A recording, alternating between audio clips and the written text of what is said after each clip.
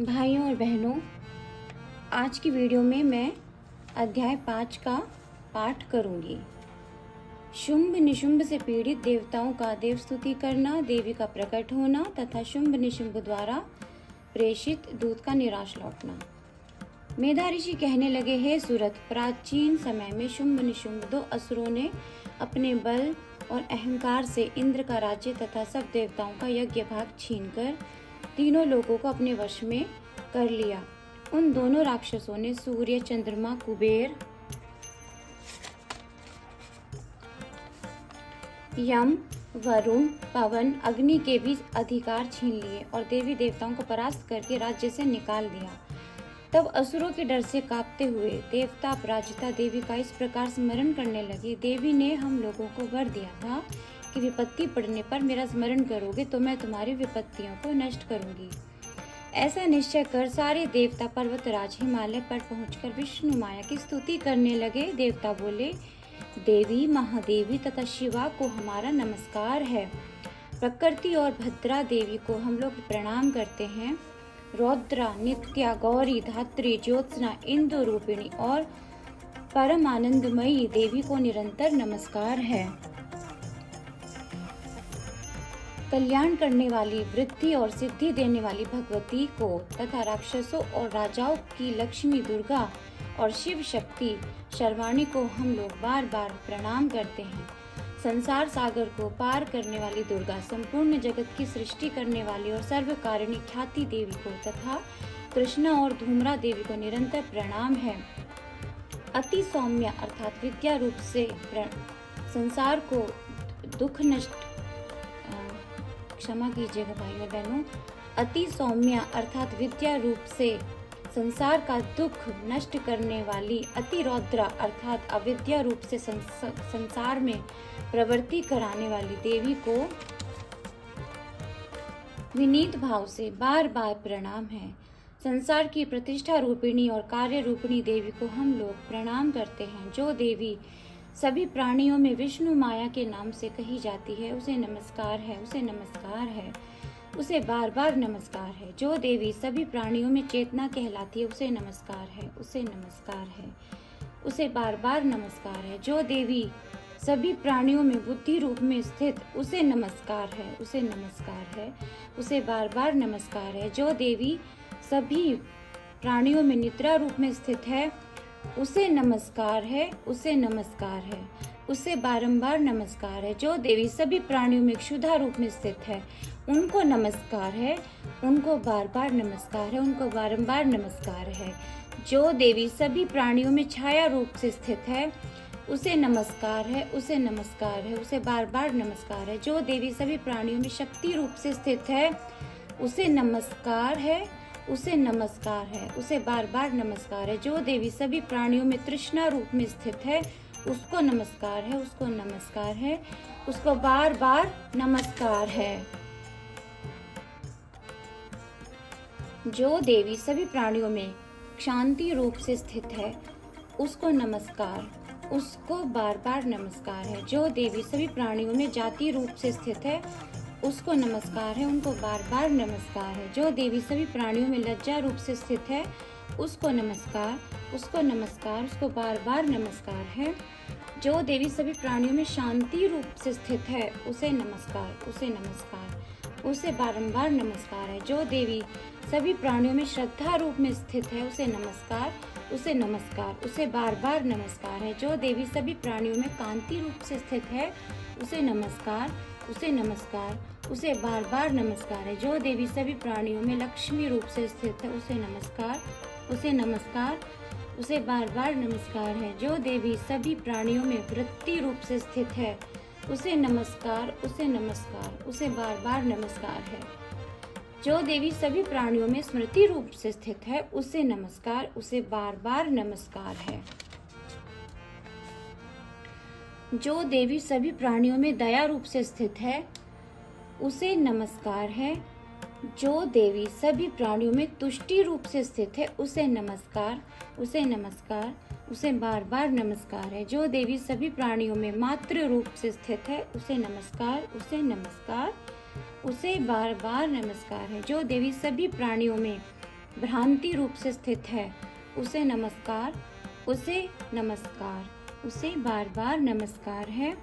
जो देवी सब इंद्रियों तथा सब प्राणियों की अधिष्ठात्री हैं और सब प्राणियों में निरंतर व्याप्त हैं, जो चैतन्य रूप से संपूर्ण संसार में व्यापक है, उसको हम लोग बार बार प्रणाम करते हैं। जो देवी इस संसार में व्यापक होकर चैतन्य रूप से स्थित है, उसे नमस्कार, उसे नमस्कार, उसे बार बार नमस्कार है। पूर्व समय में अभीष्ट फल पाने के लिए देवताओं ने जिनकी स्तुति की थी और देवराज इंद्र ने बहुत दिनों तक जिनकी सेवा की थी, जो देवी मंगल का कारण है, वह हम लोगों का कल्याण करे और सब विपत्तियां दूर करे। प्रबल दैत्यों से पीड़ित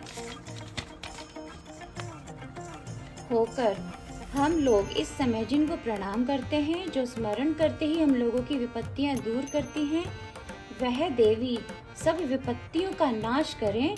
मेधा ऋषि बोले, हे राजन, इस प्रकार देवताओं के स्तुति करने पर पार्वती प्रसन्न होकर गंगा जल के बहाने देवताओं के सामने प्रकट होकर बोली, तुम लोग यहाँ किसकी स्तुति करते हो? उसी समय पार्वती की देह से उत्पन्न होकर शिवा देवी ने उत्तर दिया, शुंभ निशुंभ ने इनको युद्ध में परास्त करके राज्य से निकाल दिया है, इसीलिए ये सब देवता यहाँ एकत्र होकर हमारी स्तुति करते हैं।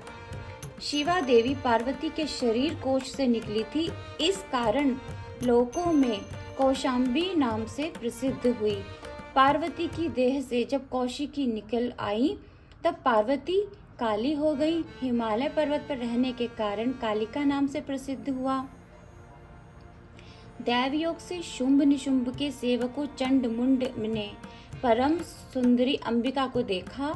उन दोनों ने जाकर शुंभ से कहा, महाराज, एक परम सुंदरी स्त्री हिमालय पर्वत पर बैठी है, वह अपने तेज से उस पर्वत को प्रकाशित कर रही है। हे असुरेश्वर, वैसा सुंदर रूप आज तक किसी ने कहीं नहीं देखा। आप मालूम कीजिए कि वह देवी कौन है और उसे ग्रहण कीजिए। वह बहुत सुंदर है, सुंदर स्त्रियों में रत्न रूप है, वह अपनी कांति से सब दिशाओं को प्रकाशित कर रही है। आप चलकर उसे देखिए। हे प्रभु, तीनों लोकों में जितने रत्न, मणि, हाथी और घोड़े हैं, वे सब इसमें श्रेष्ठ ऐरावत माफ कीजिए। हे प्रभु, तीनों लोकों में जितने रत्न, मणि, हाथी और घोड़े हैं, वे सब इस समय आपके घर में मौजूद हैं। आप हाथियों में श्रेष्ठ ऐरावत हाथी, घोड़ों में श्रेष्ठ उच्चैश्रवा घोड़ा और परिजात वृक्ष इंद्र से छीन लाए। ब्रह्मा का हंसयुक्त अद्भुत विमान भी आपने बलपूर्वक लाकर घर में रखा है, जो अब तक मौजूद है। महापद्म नामक निधि, जो सब निधियों में श्रेष्ठ है, उसे भी आप कुबेर से छीन लाए। समुद्र ने डरकर फूले हुए सुंदर कमलों की किनी माला आपको दे दी। वरुण का छाता, जो स्वर्ण के समान चमकता है, वह भी आपके घर है। प्रजापति के पास जो उत्तम रथ था, वह भी आपके घर में है। यमराज की उत्क्रांतिता नामक शक्ति भी आप छीन लाए। वरुण का पाश आपके भाई निशुंभ ने छीनकर अपने घर में रखा है। जितने रत्न समुद्र में उत्पन्न हुए, सब निशुंभ के घर में हैं। अग्नि ने डर से आपको पहनने के लिए 2 दिव्य वस्त्र दिए। हे दैत्येंद्र, इसी तरह और भी सब रत्न आप छीन लाए। फिर इस स्त्री रत्न को क्यों नहीं ग्रहण करते? मेधा ऋषि बोले, हे राजन, चंड मुंड की यह बात सुन शुंभ ने सुग्रीव नामक एक दूत देवी के पास भेजा और उससे कहा, यह मेरी आज्ञा उसको सुनाओ और जिस तरह वह राजी होकर चली आवे, उसे ले आओ। वह दूत हिमालय पर देवी के पास जाकर कोमल और मधुर वचन में बोला। दूत ने कहा, हे देवी, दैत्यों के राजा शुंभ तथा इस समय तीनों लोक के स्वामी हैं। दैत्यों के राजा शुंभ इस समय तीनों लोकों के स्वामी हैं। उनका भेजा हुआ दूत मैं आपके पास आया हूँ। उन्होंने सब देवताओं को जीत लिया है। कोई देवता आज्ञा नहीं टाल सकता। उनका संदेश मैं आपसे कहता हूँ, सुनिए। उन्होंने कहा है कि हम तीनों लोकों के राजा हैं, सब देवता हमारे वश में हैं, देवताओं के यज्ञ भाग हम ही लेते हैं। तीनों लोकों में जितने श्रेष्ठ रत्न है वे सब हमारे पास है। हाथियों में श्रेष्ठ ऐरावत हाथी हमने इंद्र से छीन लिया है। समुद्र मंथन से जो उच्च श्रवा घोड़ा निकला था उसे भी देवताओं ने हमें प्रणाम करके दे दिया है। सुंदरी, देवताओं के गंधर्वों और नागों के पास जितने रत्न थे वे सब इस समय हमारे पास है। हम तुमको सब स्त्रियों में रत्न स्वरूप समझते हैं, इसलिए तुम हमारे पास चली आओ, क्योंकि इस समय सब रत्नों का भोग हम ही करते हैं। तुम चाहे हमारे पास रहो या हमारे छोटे भाई महापराक्रमी निशुंभ के पास रहो, जहाँ तुम्हारी इच्छा हो आकर रहो, क्योंकि तुम रत्न रूप हो। हमारे पास रहोगी तो तुमको अतुल ऐश्वर्य प्राप्त होगा। इन बातों का विचार करके तुम हमारी स्त्री बनो। ऋषि बोले, दूत के यह शब्द कहने पर जगतदात्री भगवती दुर्गा नमस्कार। भगवती दुर्गा मुस्कुराकर गंभीर शब्द में बोली। देवी ने कहा, तुमने जो कहा है वह सब सत्य है, उसमें झूठ कुछ भी नहीं है। शुंभ और निशुंभ तीनों लोगों के राजा हैं, किंतु मैंने भी अल्प बुद्धि के कारण जो एक प्रतिज्ञा की है उसे किस प्रकार मिथ्या करूं।